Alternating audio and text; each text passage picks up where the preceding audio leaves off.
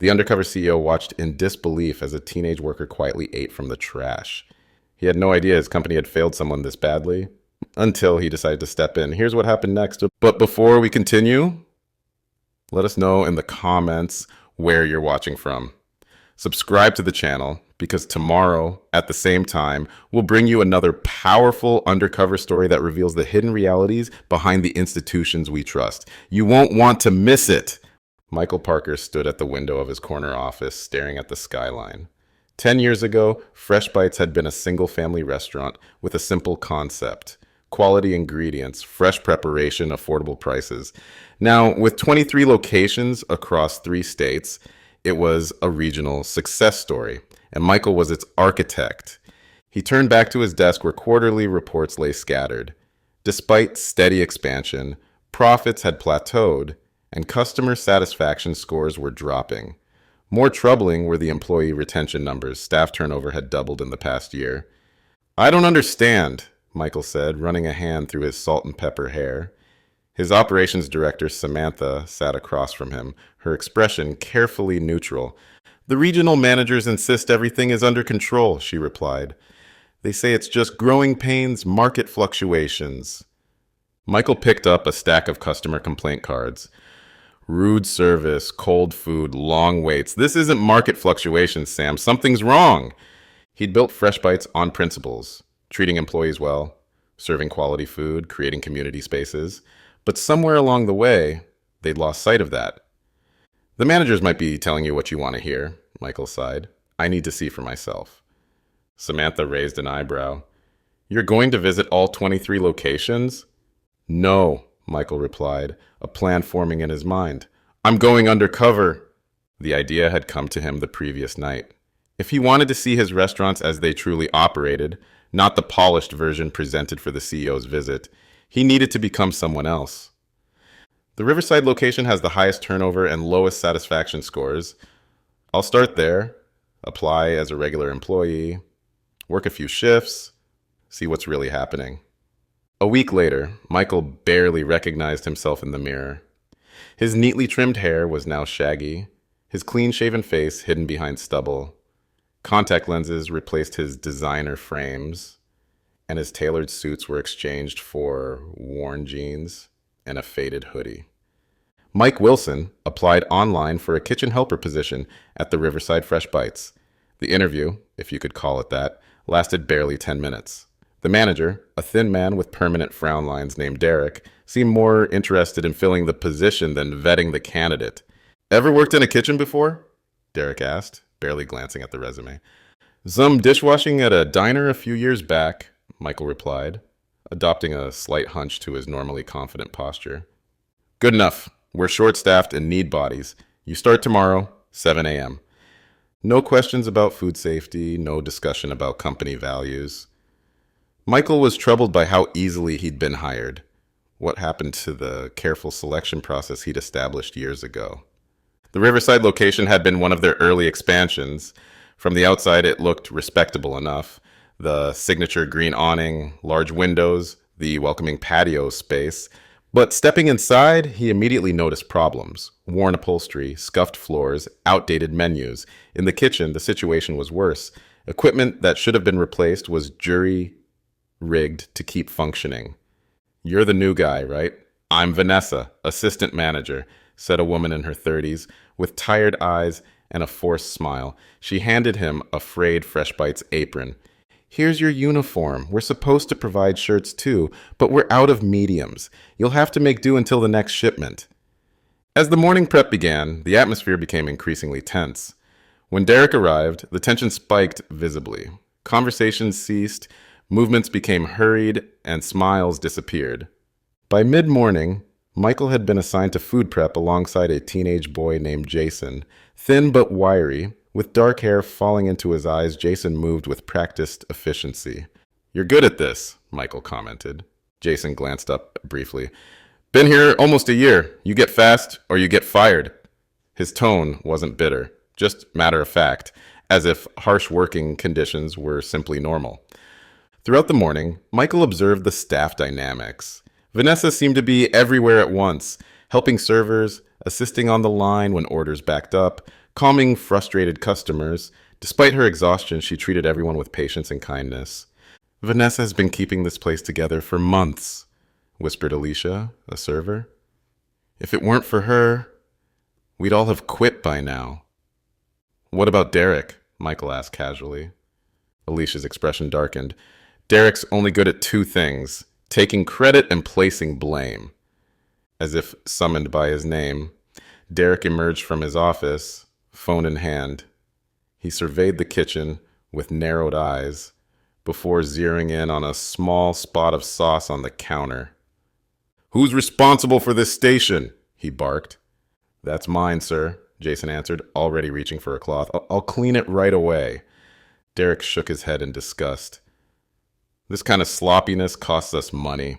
One health inspection failure and we're done. He turned to Michael. New guy, pay attention. This is exactly the kind of carelessness we don't tolerate. The sauce spot was tiny, barely noticeable, and Jason had been maintaining an otherwise immaculate station. The reprimand was wildly disproportionate, yet no one seemed surprised. The lunch rush finally eased around 2:30 p.m., leaving the kitchen staff exhausted but with little time to recover before dinner preparations needed to begin. Michael noticed that while most employees took turns grabbing quick breaks, Jason continued working, methodically prepping vegetables for the evening service. Aren't you taking a break? Michael asked, wiping sweat from his forehead. Jason shook his head without looking up. Got behind during rush. Need to catch up. Michael frowned. Labor laws required breaks, and Fresh Bites policy mandated 30 minutes for any shift over 6 hours. Jason had been working since opening. I can cover for you, though, Michael offered. Everyone needs to eat. Something flickered across Jason's face. Discomfort, perhaps embarrassment. I'm good. Not hungry anyway. But Michael had noticed Jason hadn't eaten all day. No snacking, no meal break, not even a quick bite between orders. For a teenage boy working a physically demanding job, it didn't make sense. When Jason disappeared briefly during a lull in prep work, Michael's curiosity got the better of him. He followed discreetly, expecting to find the boy sneaking a cigarette or checking his phone. Instead, what he witnessed made his stomach turn. Jason slipped out the back service entrance, glancing around nervously before approaching the dumpster area. With practiced movements, he lifted the lid of the trash bin where food waste was discarded. He reached in, carefully extracting a container from the top of the pile, leftover chicken and vegetables from a catering order that had been canceled and subsequently thrown out. The boy checked the contents, found a relatively clean portion, and quickly ate several bites, shoulders hunched as if expecting to be caught at any moment. His movements were mechanical, his expression blank. This wasn't a one-time act of curiosity or rebellion. This was routine. Michael stepped back into the shadows, his heart pounding. The CEO of Fresh Bites was watching an employee, a teenager, eating discarded food from a garbage bin. The reality of it hit him like a physical blow. After a few minutes, Jason closed the container, returned it to the bin, and wiped his hands thoroughly on his apron before heading back inside. Michael waited, processing what he'd seen. The company handbook explicitly prohibited eating discarded food, a policy created for health and safety reasons, but he'd never imagined employees might be driven to this by necessity. When Jason returned to his station, Michael approached him. Hey, he said quietly. Can we talk for a minute? Outside? Jason's eyes widened with alarm. I'm not behind on prep, I swear. I'll have everything ready for dinner service. You're not in trouble, Michael assured him. I just need to ask you something. Reluctantly, Jason followed him to the back alley. The boy's posture was defensive, his expression guarded. I saw you, Michael said gently. At the dumpster. Jason's face drained of color. I can explain. I'm not here to judge you, Michael interrupted. I just want to understand. Why are you eating out of the trash?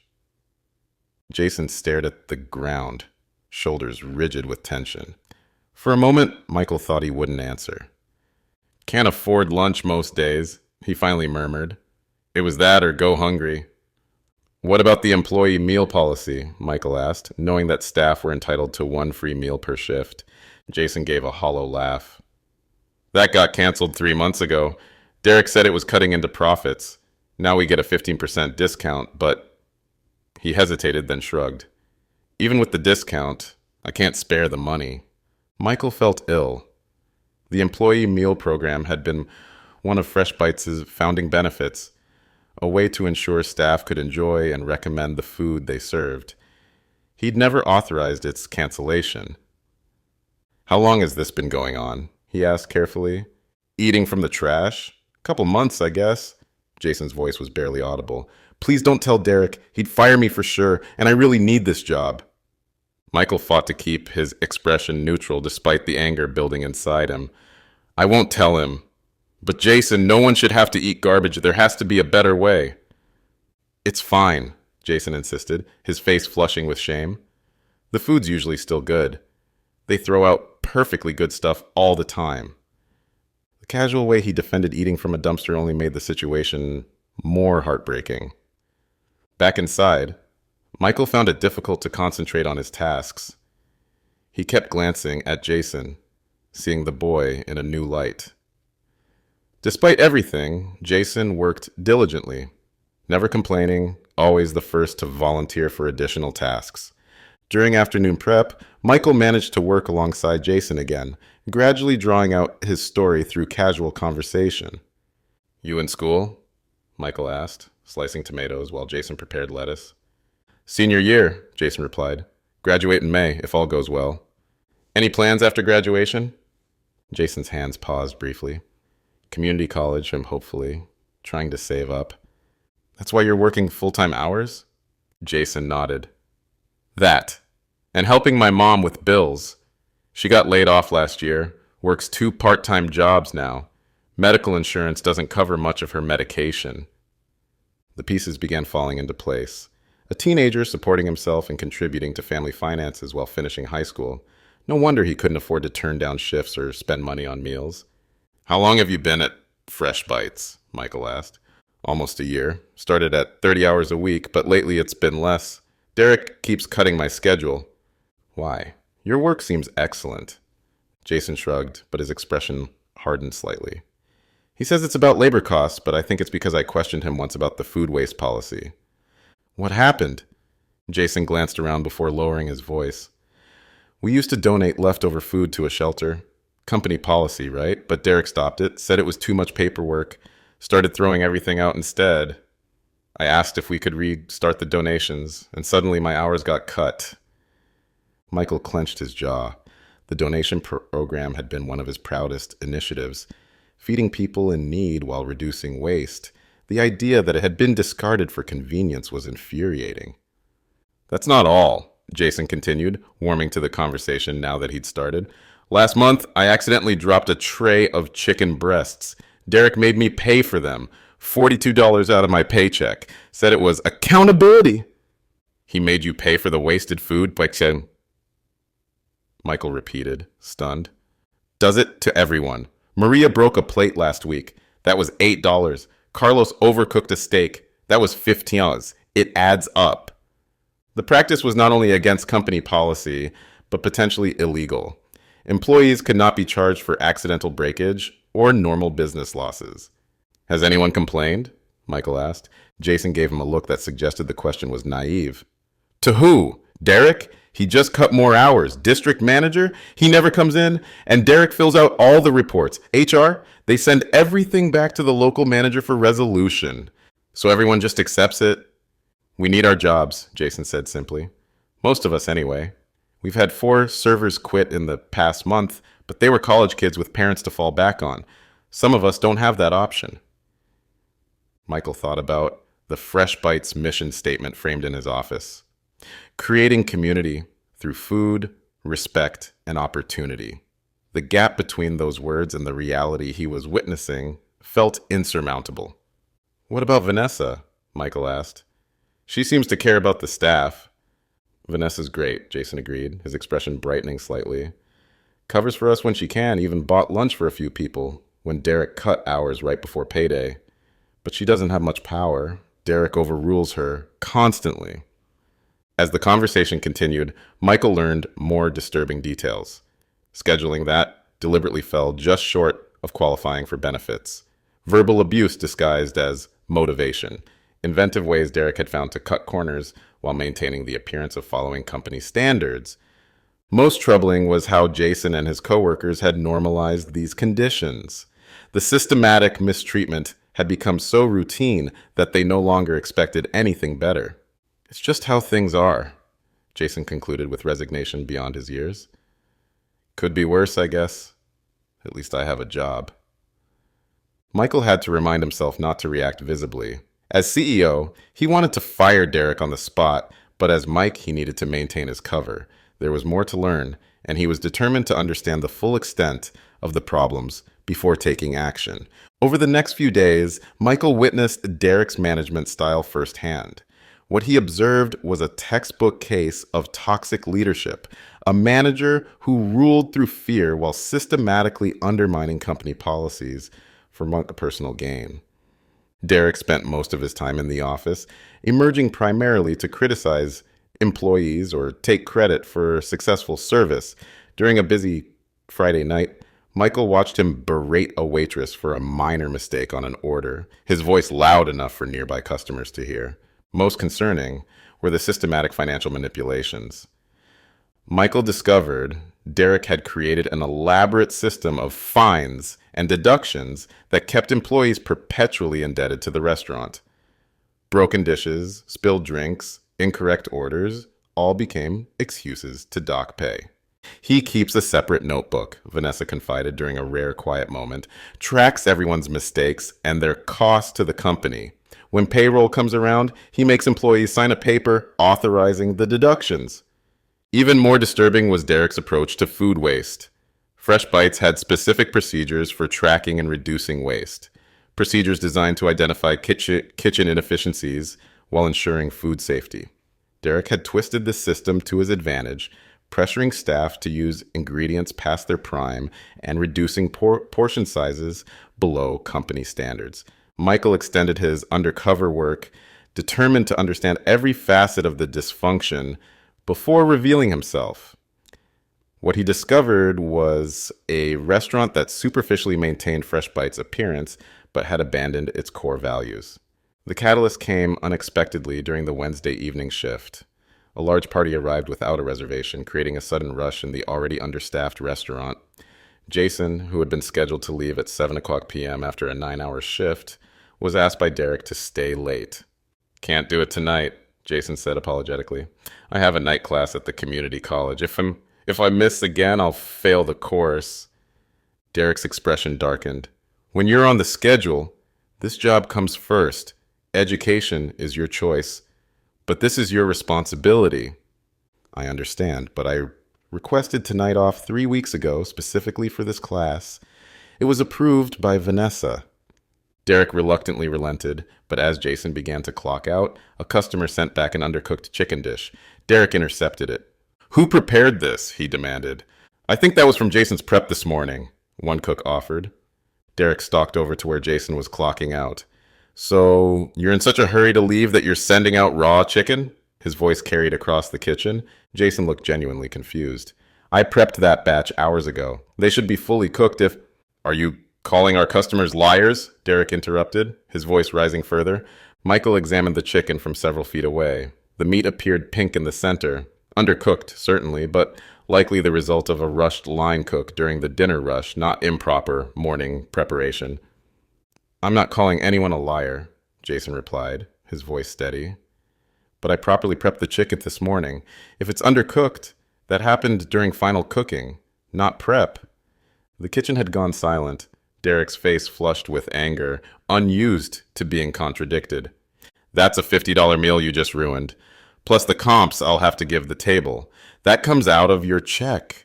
"That's not fair," Jason protested. "I didn't cook the final dish, and it's against labor law to—" "You questioning me about the law now?" Derek's voice rose again. "You want to see the law? How about I call the health department about an employee who knowingly prepped food improperly?"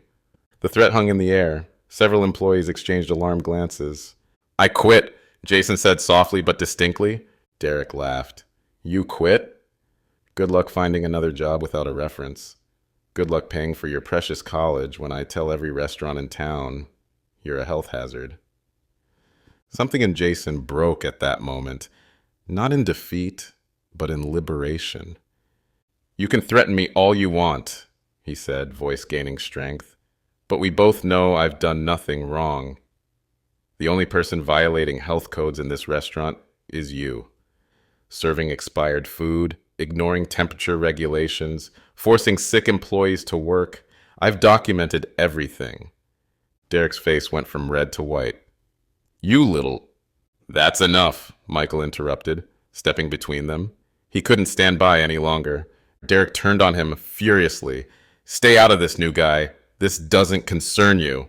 Michael straightened to his full height, dropping the slight stoop he'd adopted as part of his disguise. "Actually," he said calmly, "it concerns me a great deal."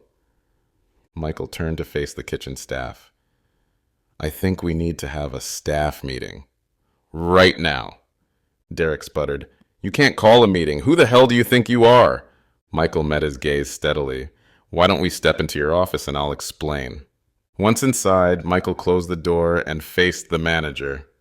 "I'm not who you think I am," he began, pulling out his wallet. He removed his driver's license, sliding it across the desk. Derek glanced down, his expression shifting from annoyance to confusion, then to dawning horror as he read the name. "Michael Parker! That's not possible," he stammered. "You're—" "The CEO and founder of Fresh Bites," Michael confirmed. "I've been working here for the past week, observing how you run my restaurant." Derek sank into his chair, face ashen. "I can explain everything." "I've seen enough," Michael interrupted. "What I came to see was how my restaurants actually function, how my employees are treated, how my customers experience Fresh Bites, and what I've seen is absolutely unacceptable." Derek scrambled to regain composure. "Sir, with all due respect, you've only been here a week. You don't understand the daily challenges." "I understand perfectly, Michael cut in. "I understand you've been charging employees for broken dishes and food waste, a direct violation of company policy and labor law. I understand you canceled the employee meal program without authorization. I understand you've been serving food past its safe date to reduce waste numbers." Before Derek could respond, Michael opened the office door and called out, "Vanessa, could you come in here, please?" When the assistant manager appeared, Michael extended his hand. "Michael Parker, CEO of Fresh Bites. I've been working undercover this past week." Vanessa's eyes widened in shock. "I need your help," Michael continued. "Could you gather all staff in the dining area? We're going to close early tonight." 20 minutes later, the restaurant was closed, with the last few customers having received their meals to go. The entire staff gathered in the dining area, murmuring confusedly among themselves. "Thank you all for gathering here," Michael began. "My name is Michael Parker. I founded Fresh Bites 12 years ago with a simple vision to create restaurants where good food brings communities together, where employees are valued as much as customers, and where quality is never sacrificed for profit." He paused, looking at the faces around him. "For the past week, I've been working alongside you as Mike, learning firsthand what it's like to be an employee at this location. What I've discovered is deeply troubling." Derek, standing at the back with his arms crossed, refused to meet anyone's gaze. "Effective immediately," Michael continued, "Derek is no longer the manager of this location." A collective gasp rippled through the room, followed by exchanged glances and a few barely concealed smiles. "I want to be clear," Michael added. "The issues I've uncovered aren't just about one person. They reflect systematic failures that I take personal responsibility for. I lost touch with what was happening in my restaurants, and you all paid the price for that. For that, I sincerely apologize." Jason, who had stayed despite his earlier resignation, was the first to speak. "Will we still be penalized for accidents, for broken dishes, or returned food?" Michael shook his head firmly. "Absolutely not.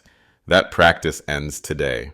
In fact, anyone who has had wages inappropriately deducted will receive full reimbursement." Another voice called out, What about the employee meal program? Reinstated immediately, Michael replied.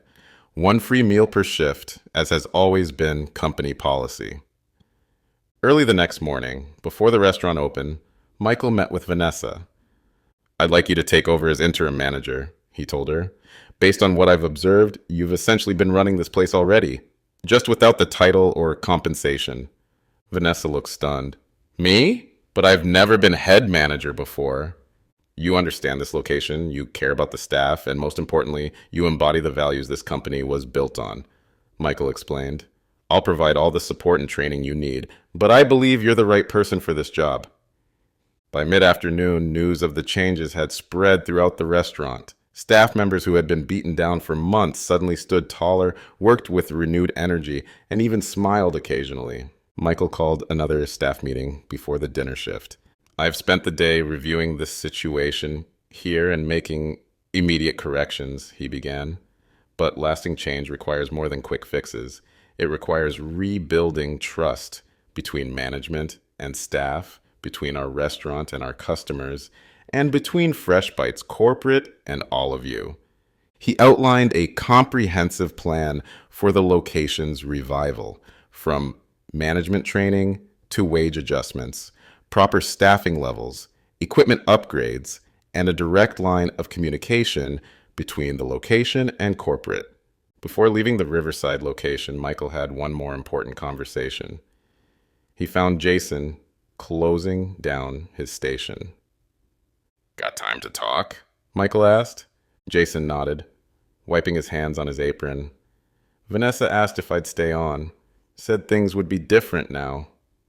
I hope you will, Michael replied, gesturing toward a quiet booth in the corner. But first, I owe you an apology. They sat across from each other, the teenager looking uncomfortable under the direct attention of the company's founder. When I saw you retrieving food from the trash, Michael began carefully, it wasn't just a problem with this location. It was a failure of the entire company. My failure. No employee should ever be in that position. Michael slid a folder across the table. This is for you. Jason opened it hesitantly, then blinked in confusion at the documents inside. First, there's a check reimbursing all deductions wrongfully taken from your pay, plus a bonus for the hardship you've experienced. Jason stared at the check, his eyes widening at the amount. Second, there's information about Fresh Bites Education Assistance Program. Full tuition reimbursement for college courses related to business, culinary arts, or hospitality management. Third, this is an offer for our management training program. You've demonstrated more leadership under difficult circumstances than many people with formal qualifications. Why me? Jason finally asked. There are other people here who've worked just as hard. When I started Fresh Bites, I wanted to create opportunities for people exactly like you. Somewhere along the way, I lost sight of that mission. You helped me find it again. Jason's usual composure finally broke. His eyes glistened as he gripped the folder tightly. Thank you, he said simply.